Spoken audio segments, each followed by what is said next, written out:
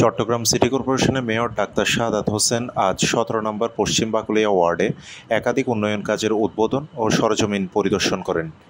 তিনি বাকলিয়া আদর্শ উচ্চ বিদ্যালয়ের সংযোগ সড়কের সংস্কার কাজের ভিত্তিপ্রস্তর স্থাপন করেন এবং উক্ত স্থানে চাকতাই ডাইভারশন খালের উপর নির্মিত সেতুর সংস্কার কাজের আনুষ্ঠানিক উদ্বোধন করেন। পানি উঠে যেত, কাজে আমাদের এই যে নালা পরিষ্কার, খাল পরিষ্কার করার কারণে এখানে অনেকাংশে এই সমস্যাগুলো লাঘব হয়েছে। আরও পর্যায়ক্রমে আমাদের কাজ অনেক বাকি আছে, কাজগুলো হয়ে গেলে এলাকাবাসী আরও বেশি উপকৃত হবে।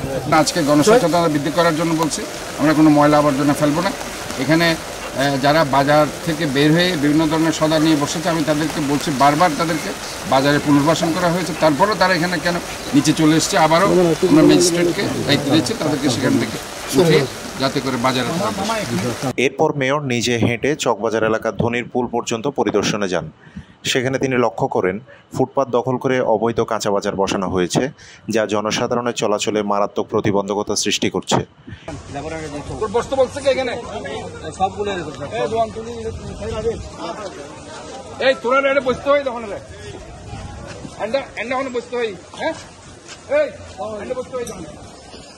পারমিশন দিয়ে দেবে, উঠে দিলাম না। হ্যাঁ, আজ আই ম্যাজিস্ট্রেট ফাটে, আমি কিন্তু ম্যাজিস্ট্রেট ফাটে একটু পর এই ম্যাজিস্ট্রেট খবর দাও, সব উঠে নিয়ে যাবে, একদম সব ইয়ে করে উঠে নিয়ে যাবে। তোমরা ওইখানে বসতে পারো না, তোমাদের বাজার দেওয়া হয়েছে বেটা, তোমাদের দোকান দেওয়া হয়েছে, তোমরা আবার এখানে বসে গেছো।